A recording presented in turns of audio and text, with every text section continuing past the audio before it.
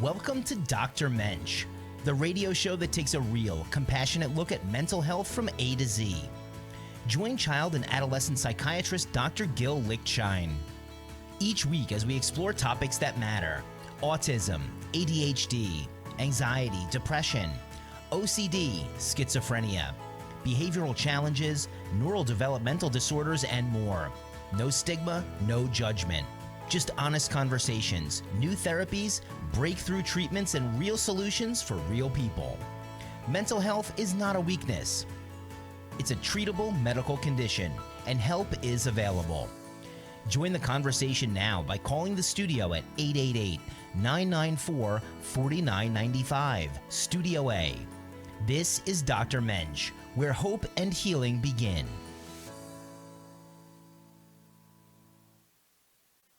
Good afternoon, everybody.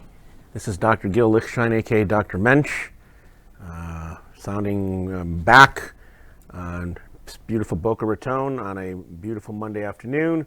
I'm a board-certified child and adolescent and adult psychiatrist in Boca Raton. My office is located at 7100 West Camino Real, Suite 404, and in Boca Raton. My phone number is 561-300-4052. Today I have, as a frequent guest, perhaps he could even be the co-anchor, Freddy Santory.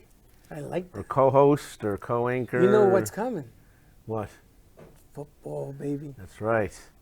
And today's the first day of public schools in Broward and Palm Beach counties. So happy first day of school to tens of thousands of students out in the two counties. Miami-Dade starts on Thursday. Let's see, what else? It's already August 10th. This year is flying by. 1 month to go till peak of the hurricane season. And I'm trying to think of what's been, what's been big in the news in the last week or so is what's going on in the WNBA. Oh man, this is sad news. Which, you know, to me, it's I don't know, I'm speechless. But it all started, and I brought out a little bit about this last week. It all started back about a month ago when a player on the Indiana Fever named Sophie Cunningham, was asked, or I don't know in the context if she made a statement or was asked, and what she said is that she supports protecting women and girls in female sporting events or female sports leagues, and as opposed to the idea of trans women being playing in women's sports. She didn't say anything about hating trans or being anti-trans or being prejudicial against trans. She just says that I'm a proponent for protecting women's sports and that trans women should not participate. You know, that's all she said in women's sports. She didn't, express any bigotry or prejudice against trans. But over this past month, I mean, this media that we deal with, both the news media, the sports media, sorry to say I may offend some people, but the fact is the sports media, especially ESPN and some of its recent or former anchors and employees are very left-leaning, and so is the mainstream legacy media. And so they've taken this to the next step and really blown this out of proportion to the point where they're calling Sophie Cunningham a racist or a bigot, anti-trans, anti-this, and nowhere that's far from the truth. She never said anything that even suggested or hinted or implied that she was a trans hater, whatever word you want to use. But the media has gone with this narrative, and this has really exploded. And then it's gotten to the point where now several WNBA coaches have come out saying we're an all-inclusive league, we would welcome trans people in the league. Players have said the same thing. And, it's made me wonder, these people really mean this? Is this all a publicity stunt? Do they really understand what they're saying? Do they really understand what Sophie Cunningham was saying in terms of what she meant to protect women and girls and what, they've worked hard to achieve certain things, and then all of a sudden have someone who's a biological male, who was born male, who is still biologically a male, no matter how much estrogen they take, they are still 46XY. They are male genetically and biologically, to come and play in their sport and certainly dominate. So the media is really taking this, to the next level. And then a few days ago, Indiana, I don't even remember what team they were playing, because I'm not really into the WNBA, but this has kind of gotten my curiosity, this kind of nonsense, which to me is, the WNBA is seems like a travesty, and they're just making a fool of themselves. But apparently the other day in a game, Sophie Cunningham was apparently clotheslined.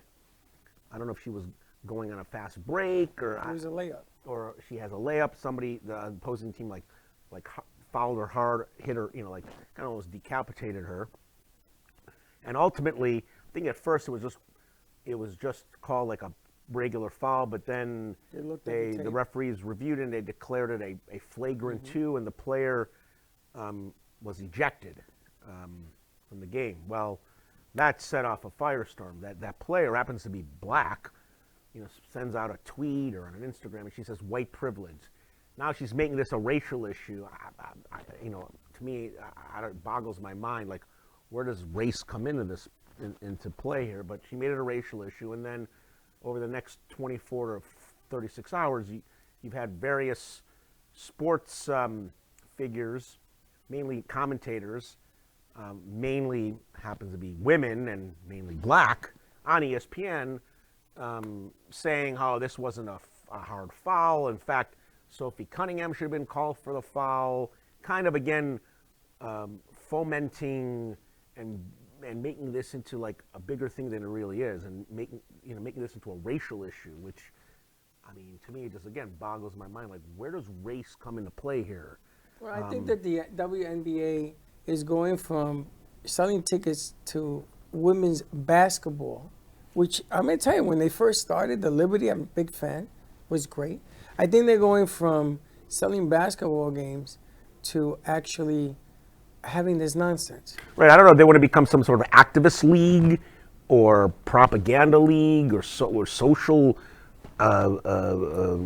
social activism, but you're there to play basketball. And I know that in the NBA, when there is a hard foul, a flagrant, no one's posting or tweeting white privilege or black privilege or making it a racial thing. No one is. I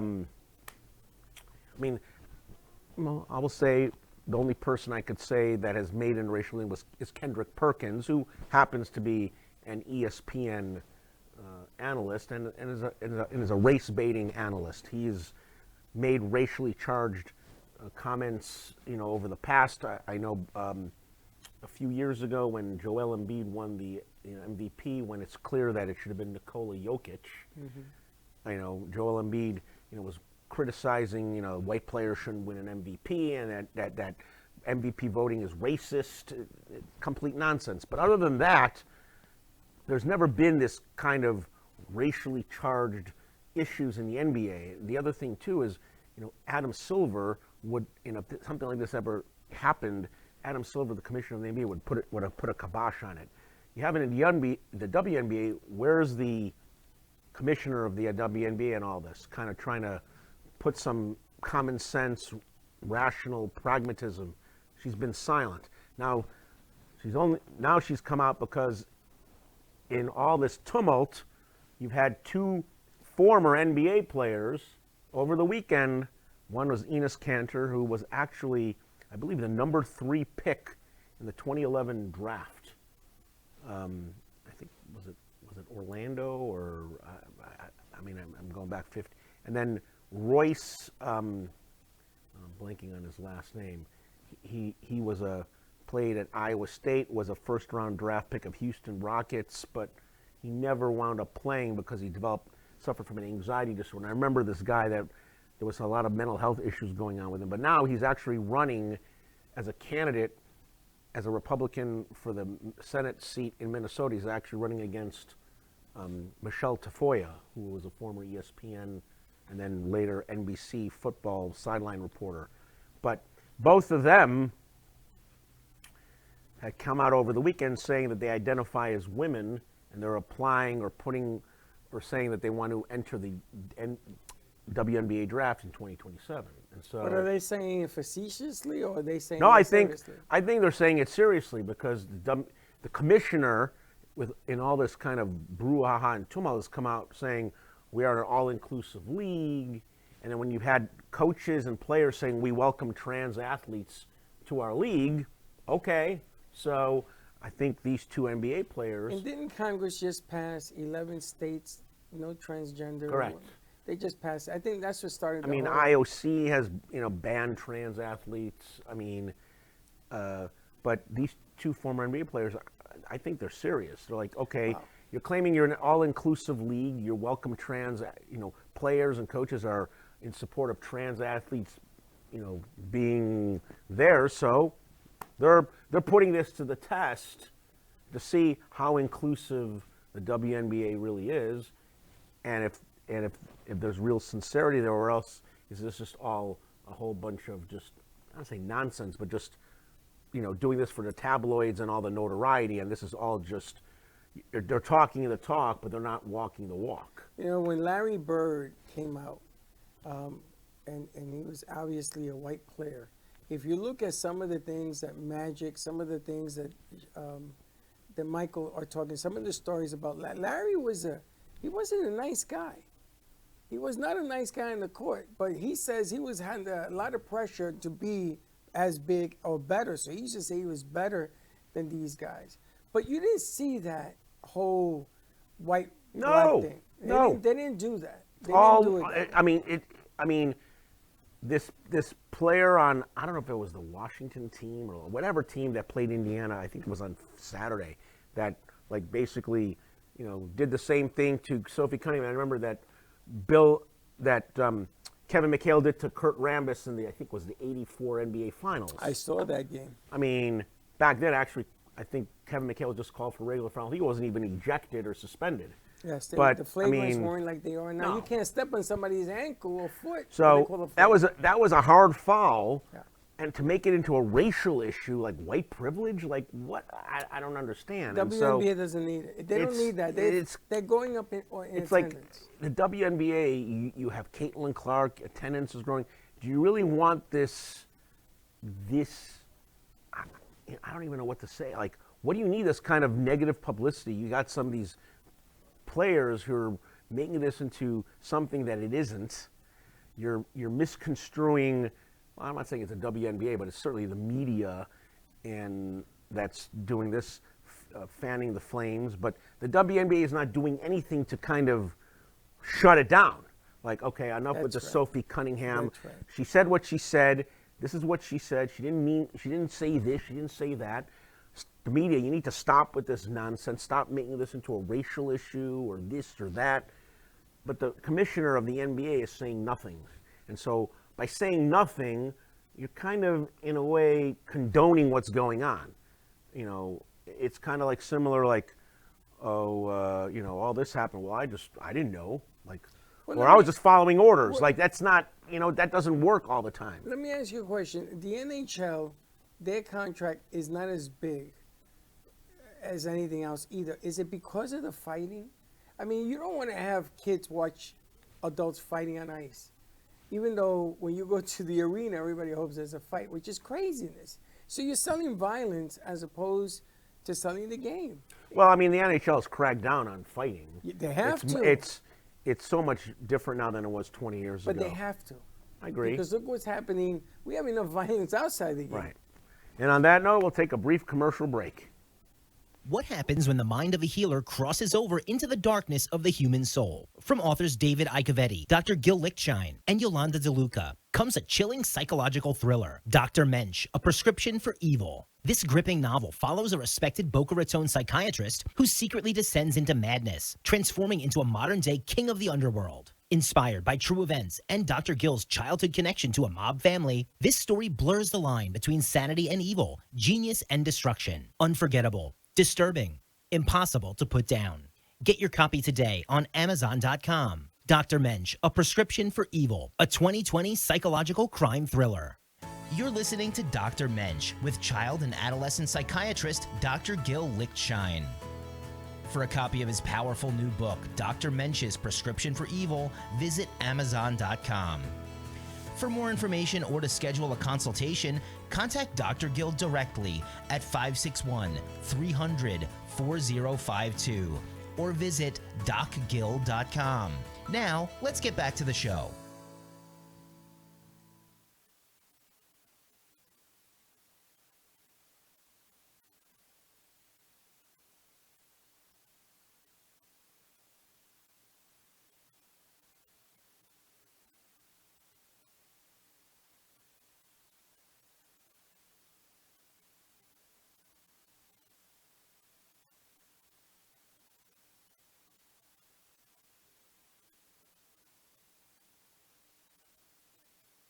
Commissioner has really done nothing to, kind of put a kibosh, and it's almost as if maybe they want this. It sounds like that's what they're selling. Yeah. And it's like, is this what you're selling? I mean, you're not selling women's professional basketball. You're not touting the hard work and the hard work ethic that these women have gone through to get where they are. Caitlin Clark,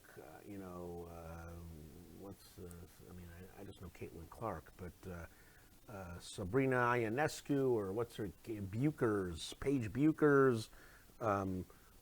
What's the one from who's Bam Adebayo's girlfriend, plays for Las Vegas. But I mean, instead of kind of touting these stars and try to attract audiences and young women to go into basketball, you're focusing on trans and Sophie Cunningham, white privilege, and this oppressed black player who clotheslined Sophie Cunningham, that she's now the oppressed victim here, who was unceremoniously ejected from a game. Like, what. And again, I'm not saying the WNBA is overtly supporting this, but they've stayed silent as if they're like tacit compliance with all this, or they're tacitly approving this. So is this a type of message you want to send? And then if you're saying you're an all-inclusive league, that we welcome trans athletes, and you have a coach wearing "trans belong here," and you have a player on Golden State saying, "I will welcome a trans player." Okay, you're opening yourself up to a Pandora's box. Yeah. So now you got Enes Kanter and Royce White, that's who it is, both saying, you know what, we identify as women, and we are now going to enter the WNBA draft for May 2027. So, and if the WNBA all of a sudden says, no, we reject your application, what are you going to reject it on, based on what grounds? You're now not as inclusive as you say you are, so then that looks bad. So if you're trying to sell an image, like, you're talking the talk, now put up or shut up. Well, maybe is this all a stunt? Maybe or is this real? They just meant for them to come and watch the game. Because I'll say this, Enes Kanter, Royce White, Enes Kanter 6'11", like 260.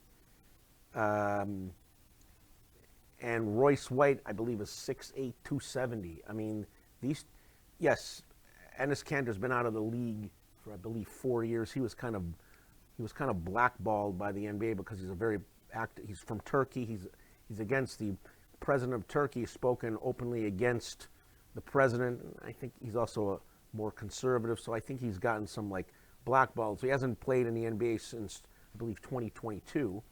Royce White really, I think, only played 3 games for the Sacramento Kings, but nonetheless, they come to the WNBA and they're going to dominate. Yeah, but you don't let them in. You don't let them in, and you say, even though. But if you don't let them in, then you're like, okay, you're hypocrites. You say you're all inclusive. Well, inclusive meaning that we include you in our game, but we don't want you in our product. Well, 2 different items. Then it's kind of hypocrisy. If they identify as women, you got to let them in. Well, they should be very careful of what they say. Well, yeah. But again, the WNBA has not said anything. They've stayed silent. So again, you're letting this issue that should be a non-issue explode into some national matter. Like, this is ridiculous. That's why they don't want to talk about it. Because if they talk about it, they feel that they're putting more light on it, And and then- not talking about it, it's just as bad. And then if Ennis Cantor and Royce Waite enter the league, I wouldn't let them. I would say absolutely. well, they're going to open up lawsuits. It's going to look bad for the WNBA if they don't let them in. Well, the problem here is that And then they come in and then they're going to destroy everybody. I mean, then it's going to make the league look like a laughing stock. that would destroy the league. Nobody's going to go out and watch two guys Right. play So basketball with women. so the commissioner of the WNBA needs to step up and put an end to this. Yes, and she's going to have to take the bullet. It's And not she's going to take the ball, take everything by the reins and put an end to this craziness that's completely exploded. It's not co-ed basketball. It's the WNBA Professional Women's Basketball Exactly. League. It's not co-ed. I played on a few co-ed softball teams. That's fine. Have all the women you want on there. But the WNBA, just like the NBA, they're supposed to be sister and brother. Not sort of here or there. I mean, you don't see any females going out playing in the NBA. Nope. It's hard enough to get a female Nope. ref on an NBA Nope. court. It's taking years to do And that. then think of any other. Okay, imagine again. I was talking about this with my cousin at dinner the other. Imagine Rory McIlroy or Scotty Scheffler deciding we identify as women. We're going to go on to the LPGA tour. Well, LPGA courses are generally on average, about 1,000, 1,100 yards smaller than a PGA tour. Again, this is not every shot, but tee shots. I believe average driving distance for Rory is something around 330 yards.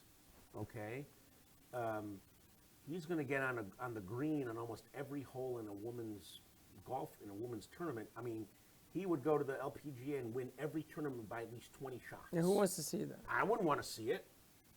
I know in Major I mean, League, the tournament will be over after the first day. He'll be up by 10 shots. It's done.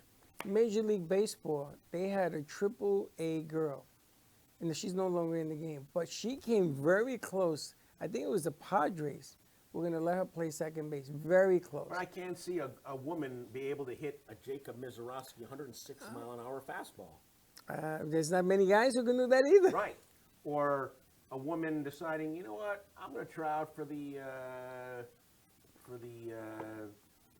Buffalo Bills or whatever. Dallas Football Cowboys. is a different animal. They're going to get destroyed. It's a different Or animal. a woman like, you know what, I'm going to try out for the Florida Panthers. Yeah, and you see Matthew Tkachuk or Brad Marchand coming at you 30 miles an hour at full speed, ramming you to the boards, you're going to be in a coma. We had in high school here in Florida, we had a girl come out, and she made the team because we were inclusive. Same verbiage was used. Do you know it destroyed the program? The school had to end the So I don't program think- because she was going to get hurt. I don't think the WNBA is really the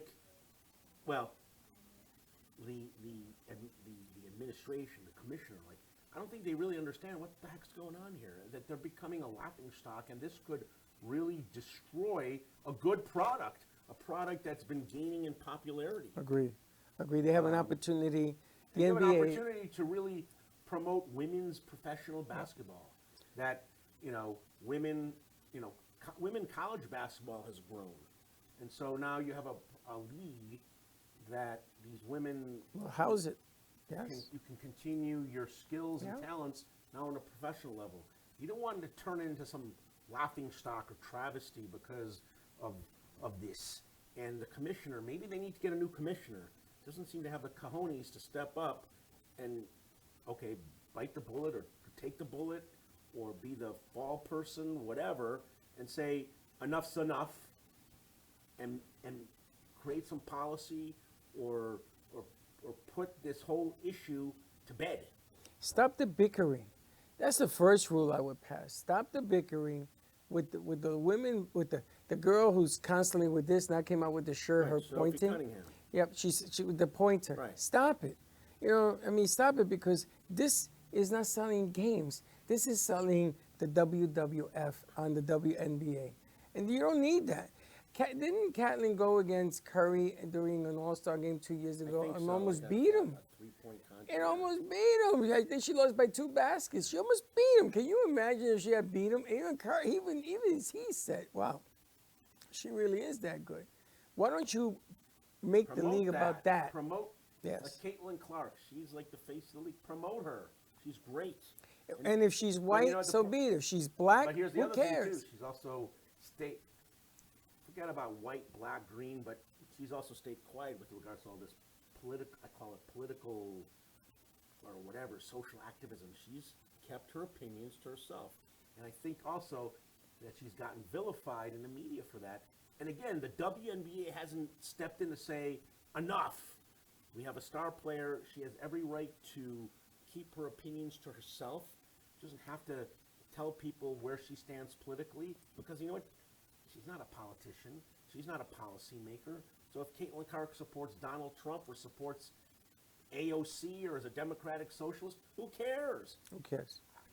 If Caitlin Clark today announced, I'm a Democratic Socialist and I'm going to vote for Abdul Al-Sayed, in Michigan, like, is that going to all of a sudden cause some sort of revolution or change the results of the election? No. Who cares? Keep it out of the game. She wants to game. keep it to herself and say, I'm an athlete and I'm here focused on playing basketball. That's what I'm going to talk about. Good for her. But the WNBA is not supporting that. Keep it out of the game. In some ways, they're kind of trying to support players being activists, and even when it comes to taking these extreme or real fringe positions, whatever side, right, left, whatever, the WNBA is just like letting it happen.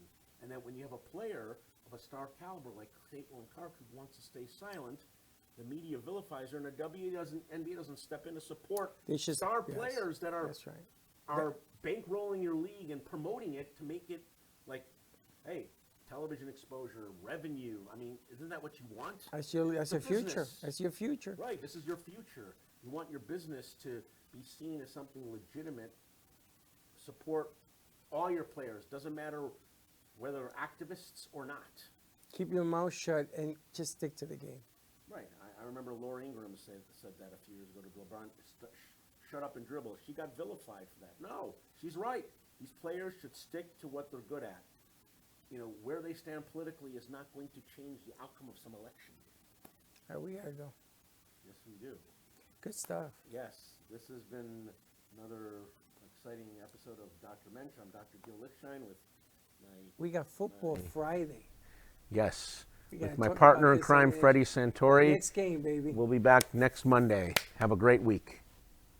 Thank you for joining us for Dr. Mensch with Dr. Gil Lichtshein, helping you navigate the world of mental health with clarity and care. If you or someone you love needs support, you're not alone. Treatment works and recovery is possible. To schedule a consultation or discuss non-medication therapies, personalized treatment plans, or psychiatric care, contact Dr. Gil directly at 561-300-4052 or visit docgil.com. You can catch us each week on South Florida Oldies Radio and streaming across all social platforms. Until next time.